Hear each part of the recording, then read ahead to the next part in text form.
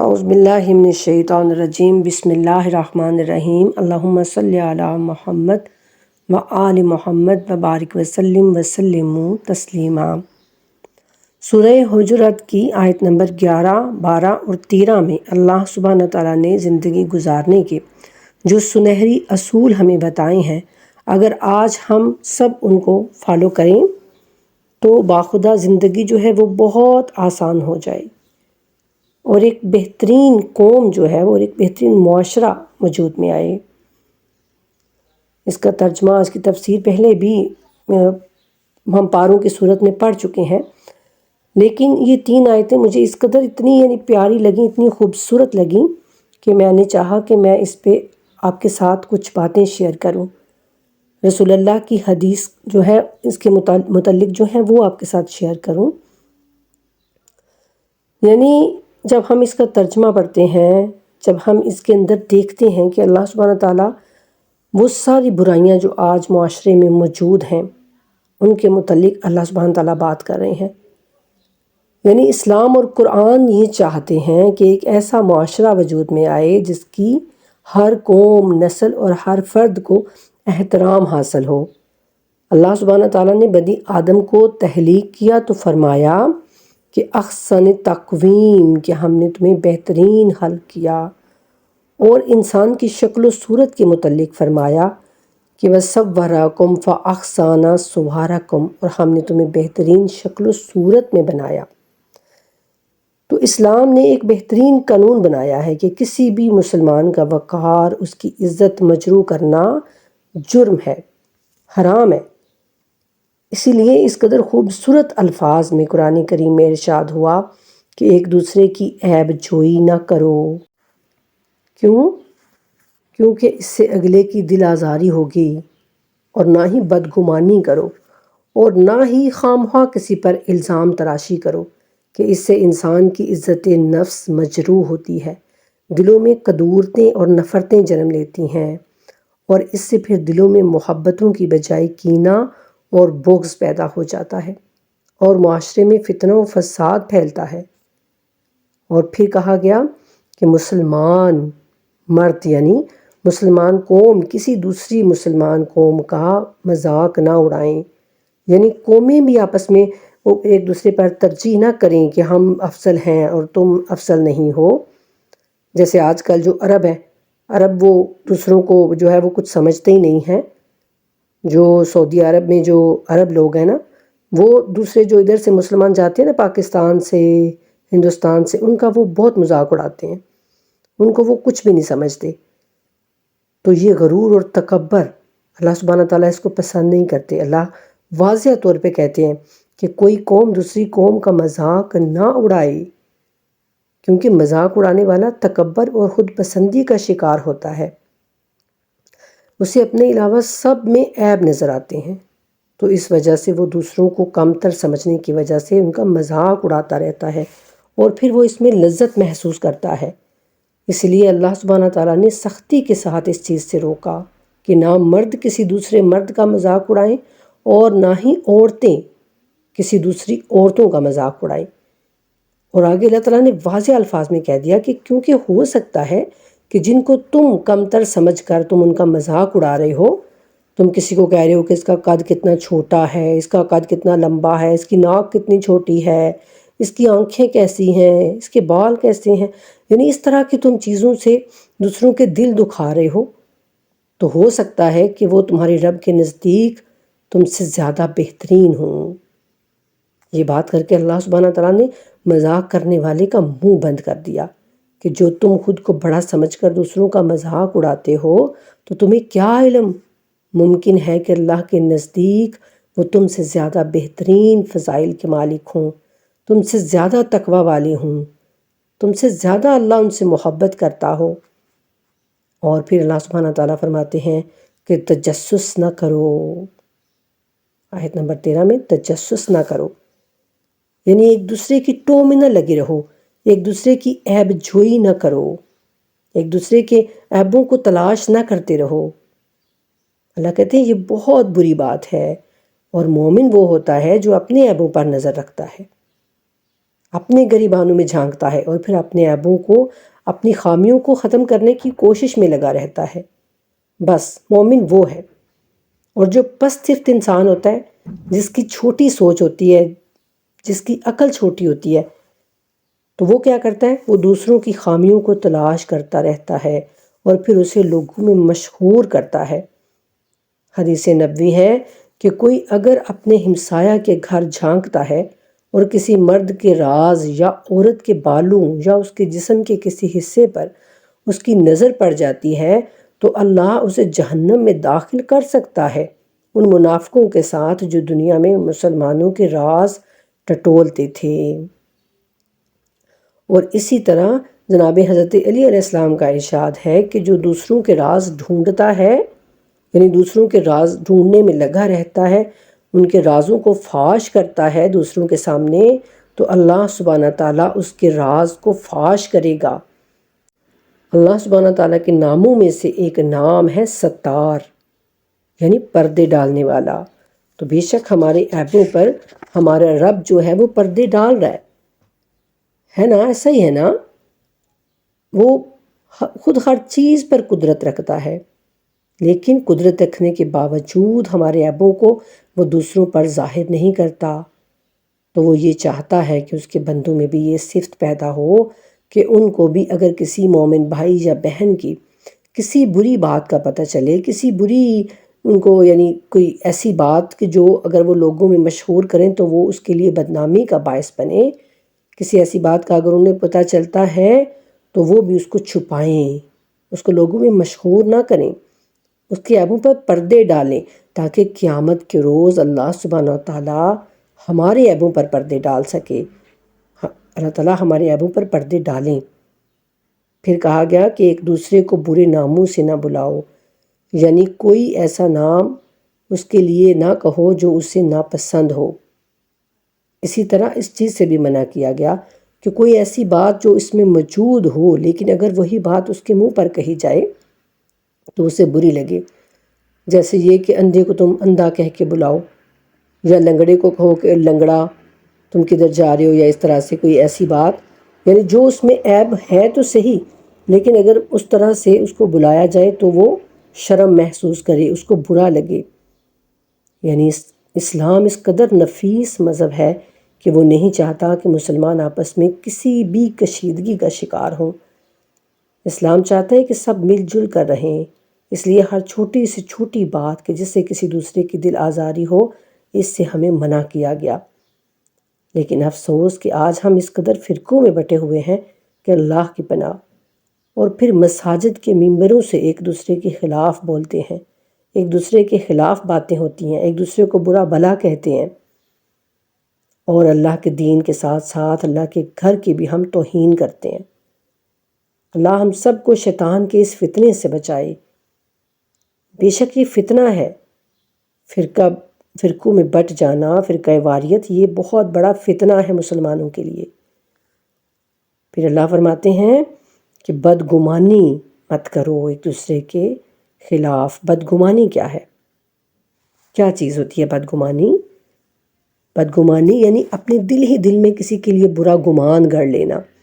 مثلا کوئی شخص کسی ایسے شخص کے پاس بیٹھ کر باتیں کر رہا ہے جو کہ میرے خلاف ہے، وہ شخص یعنی مجھے وہ پسند نہیں کرتا، تو مجھ سے اس کی بنتی نہیں ہے، تو بس میں یہ سوچ لوں کہ یقیناً یہ اس سے میرے خلاف باتیں ہی سن رہا ہے۔ یعنی جو دوسرا شخص اس کے پاس بیٹھا ہے، میں اس کے بارے میں یہ گمان کر لوں کہ یہ میرے خلاف ہی وہ باتیں کر رہا ہوگا، اور یہ چپ چاپ اس کے پاس بیٹھ کے تو میری باتیں سن رہا ہے۔ اس کو کہتے ہیں گمان۔ یعنی جو میں نے اس کے لیے اپنے ذہن میں ایک امیج بنا لی ہے نا، اسی کو بدگمانی کہتے ہیں۔ اور اسلام کی انسان ساز تعلیمات نے سختی سے بدگمانی سے منع فرمایا ہے۔ امام جعفر صادق علیہ السلام فرماتے ہیں کہ فرمایا رسول اللہ نے کہ جب مومن اپنے برادر مومن پر بدگمانی کرتا ہے تو ایمان اس کے دل میں اس طرح پگھل جاتا ہے جیسے نمک پانی میں پگھل جاتا ہے۔ اللہ اکبر! یعنی پھر ہم پانی سے نمک کبھی بھی علیحدہ نہیں کر سکتے۔ اسی طرح ایمان کے متعلق ہے کہ ہمارے اندر سے پھر ایمان یعنی ختم ہو جاتا ہے، گھل جاتا ہے۔ تو اللہ ہم سب کو ان چیزوں سے معاف کرے، ہمارے دلوں کو اللہ سبحانہ تعالیٰ صاف کر دیں، پاک کر دیں۔ اور اسی کے متعلق رسول اللہ کی ایک حدیث مبارکہ ہے کہ اپنے بھائیوں کے بارے میں بہترین گمان، بہترین حسن ظن رکھو، تو دلوں میں نرمی آ جائے گی اور دل صاف ہو جائیں گے۔ اور یہاں تک کہا گیا کہ اگر تم کسی مومن کو طوائف کے گھر سے بھی نکلتے ہوئے دیکھو تو بھی اس کے بارے میں برا گمان نہ کرو، یعنی یہ مت کہو کہ یہ کسی بری نیت سے وہاں گیا ہوگا، بلکہ یہ سوچو، یعنی یہ گمان کرو کہ ہو سکتا ہے کہ یہ وہاں کوئی بہترین نصیحت کرنے کے لیے اس کو گیا ہو، یا پھر کوئی اس کی مدد کرنے کے لیے گیا ہوگا۔ لیکن افسوس کہ آج کل جو معاشرے میں ہو رہا ہے وہ ہم سب سے ڈھکا چھپا نہیں ہے، ہم تو ہر وقت دوسروں کی ٹو میں لگے رہتے ہیں، اور اگر کچھ ایسا ویسا ہم دیکھ لیں تو فوراً بدگمانی کا شکار ہو جاتے ہیں۔ اس چیز سے اللہ سبحانہ تعالیٰ قرآن میں منع فرما رہے ہیں کہ بدگمانی بہت بری چیز ہے۔ پھر اس کے بعد کہا گیا کہ ایک دوسرے کی غیبت نہ کرو، اور اس فعل کو اس قدر ذلالت کے ساتھ قرآن میں پیش کیا گیا کہ کہا گیا کہ غیبت کرنے والا ایسا ہے جیسے وہ اپنے مرے ہوئے بھائی کا گوشت کھائے۔ استغفر اللہ۔ اچھا، کیوں یہ کہا گیا کہ مردے کا گوشت کھانے کے برابر ہے؟ یعنی اس لیے کہ مردہ اپنا دفاع نہیں کر سکتا، وہ اپنے خلاف نہیں بول سکتا کہ یہ میں ٹھیک بات ہے میرے خلاف یا یہ غلط بات ہے۔ تو اسی طرح وہ غائب شخص جس کی ہم غیبت کرتے ہیں وہ بھی اپنی صفائی میں کچھ نہیں بول سکتا، یعنی وہ کچھ نہیں کہہ سکتا نا، وہ وہاں پر موجود ہی نہیں ہوتا۔ تو اس لیے قرآن نے اس کو اس طرح سے یعنی کروایا کہ اس طرح ہے غیبت کرنے والا کہ جیسے وہ اپنے مرے ہوئے بھائی کا گوشت کھائے۔ تو رسول اللہ صلی اللہ علیہ وآلہ وسلم نے ارشاد فرمایا کہ تم میں سے کوئی ایک دوسرے کی غیبت نہ کرے، یہ گناہ کبیرہ ہے۔ یعنی ہم جس کو بہت ہی کوئی چھوٹی سی چیز سمجھتے ہیں نا، اس کو رسول اللہ نے گناہ کبیرہ کہا۔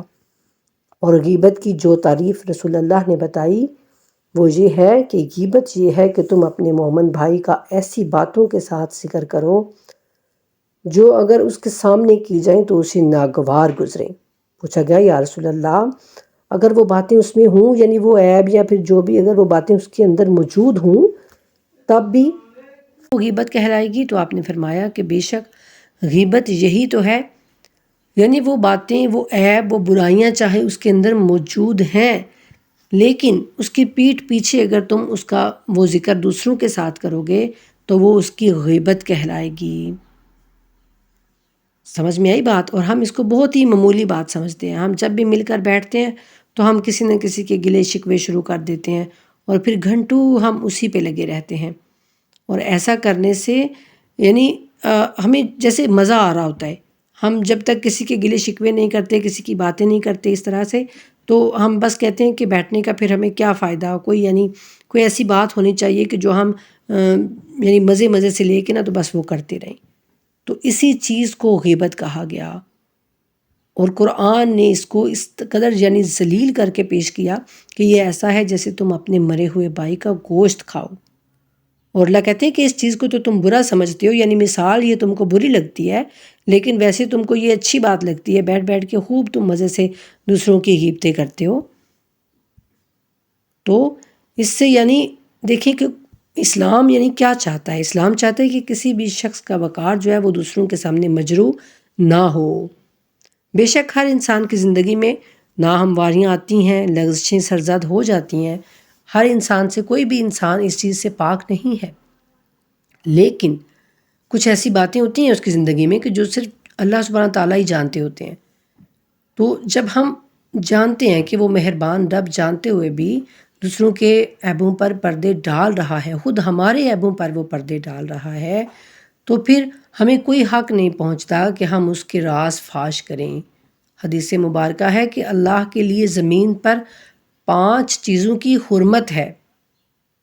ایک، سب سے پہلے رسول اللہ صلی اللہ علیہ وآلہ وسلم کی حرمت، پھر ہے اس کے بعد آل رسول کی حرمت، یعنی رسول اللہ صلی اللہ علیہ وآلہ وسلم کی آل کی حرمت، آل کی عزت، اور اس کے بعد نمبر 3 پہ ہے اللہ کی کتابوں کی حرمت، نمبر 4 پہ کعبے کی حرمت، کعبۃ اللہ، اللہ کے گھر کی حرمت، اور نمبر 5 پہ ہے مومن کی حرمت۔ مومن کی حرمت بھی یعنی ان 5 چیزوں میں شامل ہے جو اللہ سبحانہ تعالیٰ کے نزدیک زمین پر سب سے زیادہ حرمت والی چیزیں ہیں، ان میں ہے نمبر 5 پر مومن کی حرمت۔ تو پھر دیکھیں کہ اللہ سبحانہ تعالیٰ کیسے کہتے ہیں کہ تم ایک دوسرے کی حرمتوں کا خیال رکھو، ایک دوسرے کی دل آزاری نہ کرو، ایک دوسرے کی برائیاں کرنے سے بچو، عیب جوئی نہ کرو، ایک دوسرے کی ٹو میں نہ لگے رہو، غیبتیں نہ کرو، ایک دوسرے کو برا بھلا نہ کہو۔ تو یہ ساری باتیں اللہ سبحانہ تعالیٰ ہمیں بتا کے سمجھا کے، تو اینڈ پہ اللہ کیا کہتے ہیں کہ جو یہ باتیں سب نہیں نہ مانتا وہی ظالم ہے، بے شک وہی ظالم ہے جو اللہ کی حدوں کو کراس کر جاتا ہے، جو اللہ کی باتوں کو نہیں مانتا۔ اور اللہ کہتے ہیں جو توبہ کرنے والا ہے نا، جو اللہ سے ڈرتا ہے، تو بے شک اللہ اس کے لیے مہربان ہے، یعنی اللہ اس کی توبہ کو قبول کرے گا، جو ان سب چیزوں سے بچا رہتا ہے۔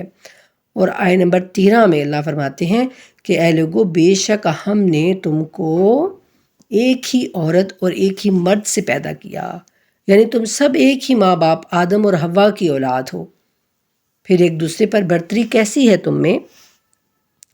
پھر تم کیوں ایک دوسرے کو یعنی خود کو دوسروں پر جو ہے وہ ترجیح دیتے ہو؟ تم سمجھتے ہو کہ میں کوئی بہت بڑی چیز ہوں۔ اور اللہ کہتے ہیں تمہاری جو قوم اور قبیلے بنائے وہ صرف اس لیے بنائے کہ تاکہ تمہاری پہچان ہو سکے، تم پہچانے جاؤ۔ یہ اس لیے نہیں ہے کہ تم ایک دوسرے پر برتری حاصل کرو کہ میری قوم زیادہ اونچی ہے، میرا قبیلہ زیادہ اونچا ہے، اس لیے صرف اس لیے کہ تاکہ تمہاری پہچان ہو سکے۔ تو تم کو یہ زیب نہیں دیتا کہ تم اپنی قوم اور قبیلے پر ناز کرتے پھرو اور کہو کہ میں تو جی بڑا کوئی چودھری ہوں اور باقی سب میرے کام میں ہیں، اور خود کو کوئی بڑا تصور کرنے لگ جاؤ۔ اگر واقعی میں بڑا بننا چاہتے ہو تو اللہ کے نزدیک زیادہ معزز وہ ہے جو تم میں سب سے زیادہ اللہ کا خوف رکھنے والا ہو اور گناہوں سے بچنے والا ہو اور نیکیوں کی طرف لپکنے والا ہو، یعنی بڑھ بڑھ کے نیکیاں کرنے والا ہو، وہ اللہ کے نزدیک زیادہ عزت والا ہے۔ اللہ اس سے محبت کرتے ہیں جو اللہ کے سامنے خضوع و خشوع سے پیش ہوتا ہے، جس کے دل میں اللہ کا خوف ہوتا ہے۔ اور ہم سمجھتے ہیں کہ شاید کوئی دولت والا زیادہ جو ہے وہ اللہ کو پیارا ہے، جس کے پاس زیادہ عہدہ ہے، نہیں۔ اللہ قرآن کریم میں فرماتے ہیں کہ اللہ کے نزدیک سب سے زیادہ وہ ہے عزت والا جو تم میں زیادہ تقوی والا ہے، جو زیادہ پرہیزگار ہے۔ اور پھر اس کے بارے میں رسول اللہ صلی اللہ علیہ وآلہ وسلم کی وہ ہمیں حدیث مبارکہ ملتی ہے جو آپ نے اپنے یعنی آخری حج کے موقع پہ آپ نے فرمایا کہ لوگوں آگاہ ہو جاؤ، یقیناً تمہارا رب ایک ہے اور تمہارا باپ بھی ایک ہے، خبردار نہ کسی عربی کو کسی اجمی پر کوئی فضیلت حاصل ہے اور نہ کسی اجمی کو کسی عربی پر، اور نہ کسی گورے کو کسی کالے پر کوئی فضیلت ہے اور نہ کسی کالے کو کسی گورے پر فضیلت ہے۔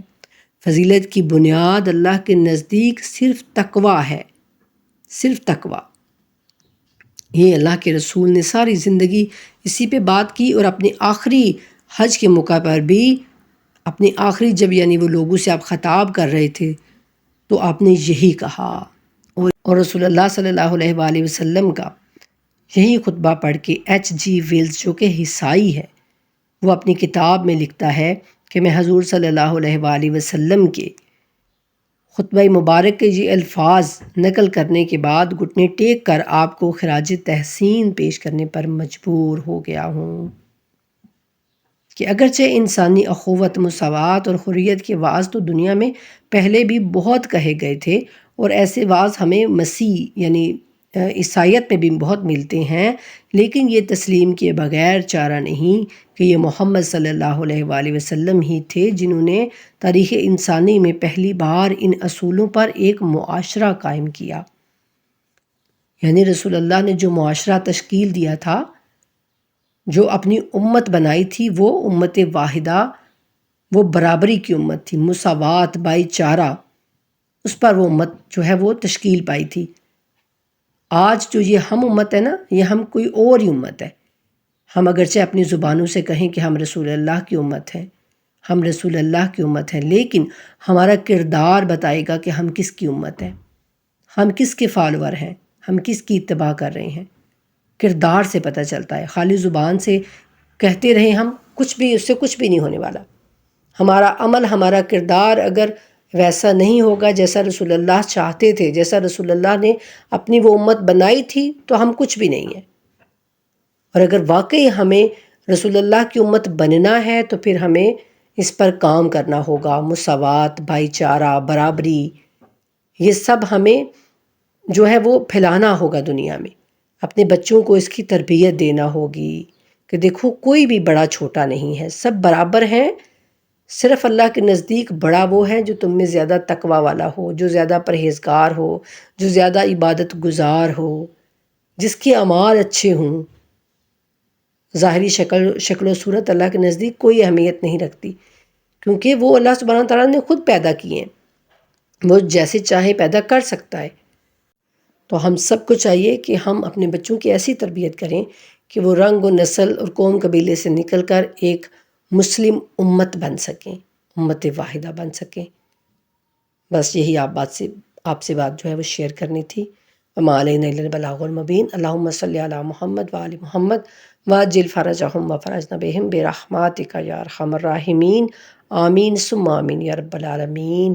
اللہ سبحانہ تعالیٰ سے دعا ہے کہ اللہ تعالیٰ ہم سب کو ان باتوں پر عمل کرنے کی بھی توفیق عطا فرمائے۔